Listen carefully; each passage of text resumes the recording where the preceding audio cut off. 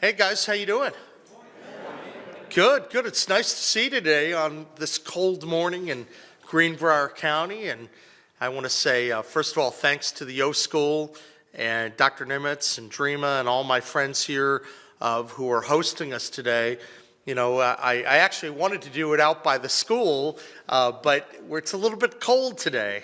So we're going to take advantage of the warmth inside and talk a little bit about infrastructure. But I'm so grateful that you're all here, and you folks are really at the forefront of so many big things, and I'm excited for the future here in southern West Virginia, and especially Greenbrier County. You guys have a lot to be looking forward to in the future. I know we have some challenges, but we're also excited about the incredible opportunities. You know, I know that you guys are busy. I want to thank you for the work that you did with us on the Rural Health Transformation Program. Because of your work and that of many others, West Virginia was able to realize a significant grant, close to $200 million, $199 million a year. It's forecasted to go for 5 years. That's an opportunity to move the needle in West Virginia to get really big things done. And that certainly will include Greenbrier County. And right now we're working with the legislature. We're trying to help ensure that they're moving the authorization through. That's what we're waiting on right now. So if they can move that quickly, we can begin to move the program forward in earnest, because everything's on hold until we actually can get that authorization. The way our systems work is that we can't take action until the legislature approves it because it's a new set of dollars. So I'm politely, respectfully, gently, but soon more firmly pushing the legislature to move forward with this terrific program, great result. So a lot of opportunities in front of Greenbrier County, but one of the things that I've really tried to focus on since becoming governor has been on the basics, the fundamentals, right? So I talk a lot about site selection, and we've had site selection announcements in Greenbrier County, right? And we're going to keep doing that. We want to help you have the ready-made plots, shovel-ready plots for businesses to be able to come in and locate. But when you're doing that, you also have to make sure that the infrastructure is in good order around you. And it might end up being the roads leading to the facility or the bridges, but it could also mean water and sewer. We know the importance of water and sewer, right, Commish? It's critically important, and we want to make sure that we're investing in that. And so we've been looking at every which way to take some of the dollars that are available through different programs and convert as much into water and sewer money as possible. I think that makes a difference. And the thesis behind this is that if you have enough investments in the fundamentals, then naturally more people are going to be coming to move to your state. More businesses are going to be locating, because a lot of people talk a lot of times about the dollars that get pledged for one project or another. But here's the dirty little secret, and you know this, that if you're operating with a really good site selection plan, and your properties are good, and you have water and sewer, and you have energy available, affordable energy, reliable energy, if you have broadband, and you have a ready-made workforce that's ready to jump in on these projects, that is going to move the needle more than anything, because most people don't call and say, hey, I'd like to stick their hand out in terms of getting dollars. Most companies come because they see the state as being an attractive economic place to locate. And to do that, you have to have really good fundamentals. And that's what we're working on. Probably more so than any administration you've seen over the last few decades, we're working on the site selection, the water, the sewer, the energy production, our 50 by 50 plan that you've heard about to generate more energy to meet the needs of West Virginians and, quite frankly, the needs of our country.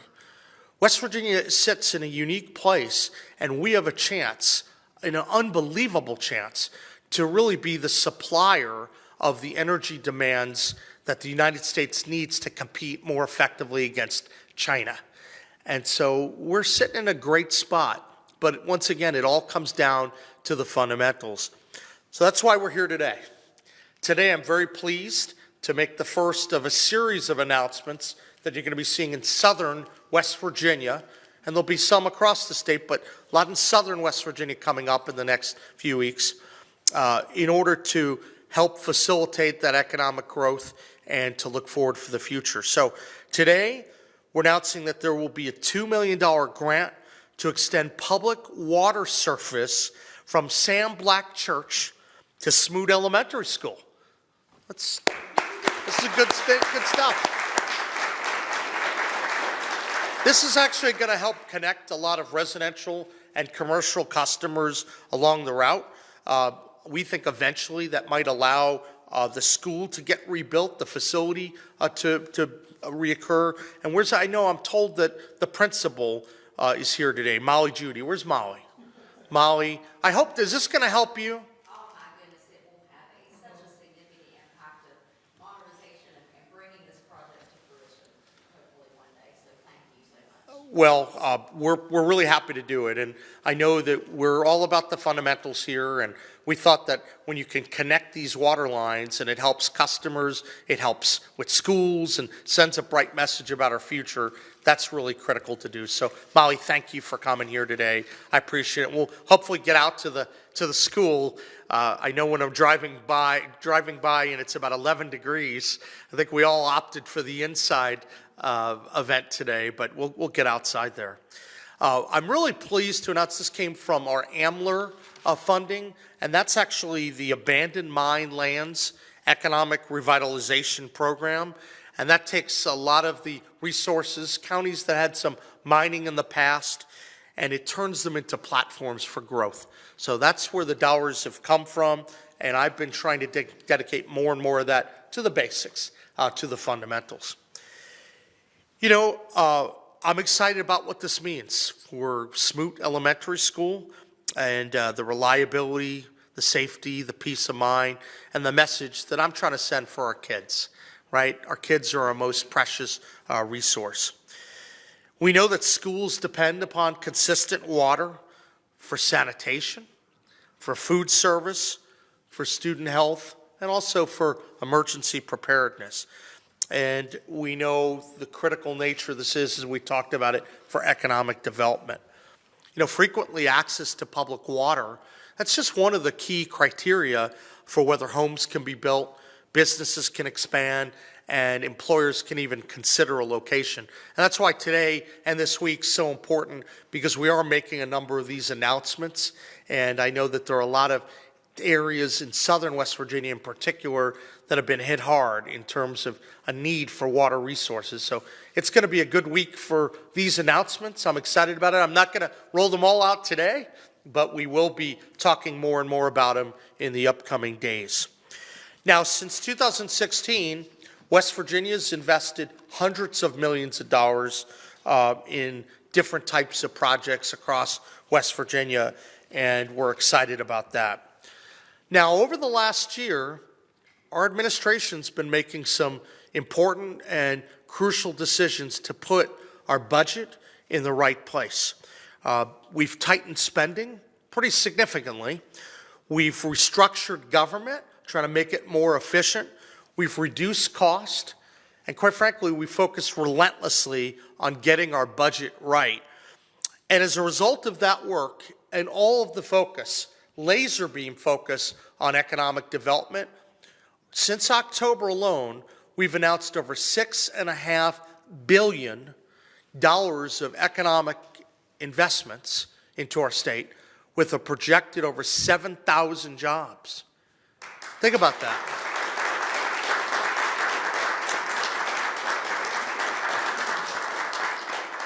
This is a really, really cool thing, but that only scratches the surface on everything that we're doing. When you think about all of the private sector investment, and then you overlay on that some of what we're seeing with our broadband, the broadband grant that we applied for and then I submitted early this year, which reflected a team effort of many people in the legislature, the federal delegation, right? Everyone came together, and then we worked. Our team inside our office worked to help put it over the top. 73,000 locations are going to be connected, and many here in southern West Virginia. That's terrific. That's going to help because high-speed internet is not a luxury in today's environment. It's a fundamental, and we're going to make sure we keep focusing on that. Those dollars and the related jobs from that, they tell me that's a minimum of 1,000 jobs that are direct and many thousand indirect. And then finally, of course, and why we're here today, rural health. We know that rural health is going to open up many doors as well. That's another $1 billion. You start adding this stuff up, we're talking about investment levels that West Virginia has never seen before. In fact, if you look back over the last 15 years, the numbers we're talking about, we think rank second in terms of the last 15 years. And the number one rank is when the state had all the COVID money, right? The billions and billions and billions of dollars of COVID money. So I think that this is a really good sign, but we have to keep going. We cannot let up.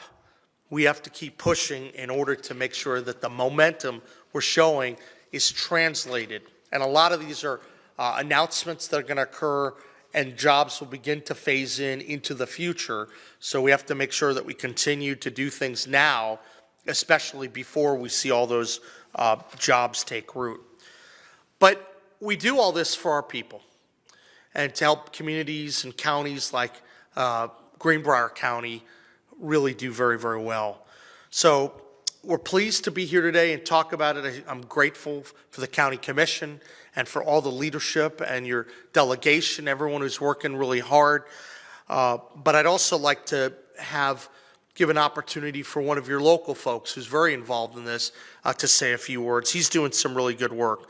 John, is John here? John Tuggle, Executive Director of the Region 4 Planning. You want to come up and say a few words, John? Appreciate all your good work.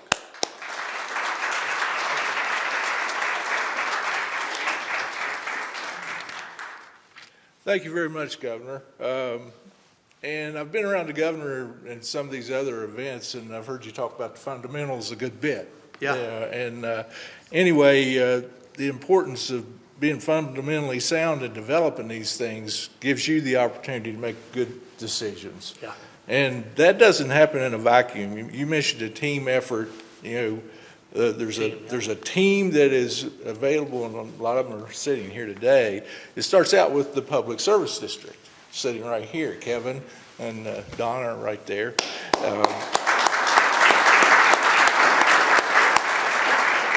They start out with the vision and the need for all these type of projects at the ground level, local level. Then we go over to the County Commission. They support that, and our state and federal partners, in the Congress and so forth, all that goes together to get these type projects going, and that team effort to get there. There are accountants. We have the engineer here today, and they're a key part of it. The Thrasher Engineering was involved with this, and they're helping the PSD with a lot of work across the board in Greenbrier County, and it's their critical role. And then of course our job as administrators. Leslie Taylor's not here today. She works with this group, but she's working with another PSD right now, trying to develop another project. So those are key parts of developing a justification for you to have a fundamentally sound to move forward with these type projects. And that helps with the local health, the well-being, and then also you mentioned workforce a while ago.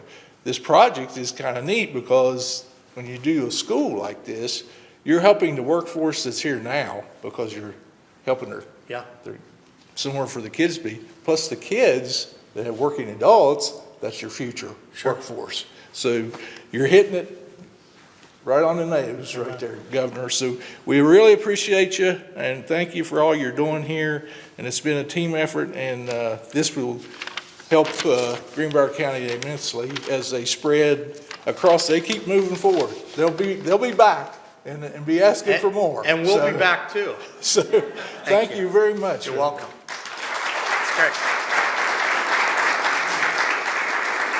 Thank you very much. It really is a team approach because we can't do this without legislative backing, and we work on so many of these projects with the federal delegation, the local delegation. It's a team effort, and I always stress that because we have to make sure that we're working together as much as we can and not, wasting time and playing games. And that's what we're working on. We're working on the fundamentals, and I think that it's making a big difference, and it'll continue to make a difference if we stay focused on that. I also want to take the opportunity to recognize someone who's been working very, very hard here in Greenbrier County, Ruthanna Beasley. Where's Ruthanna?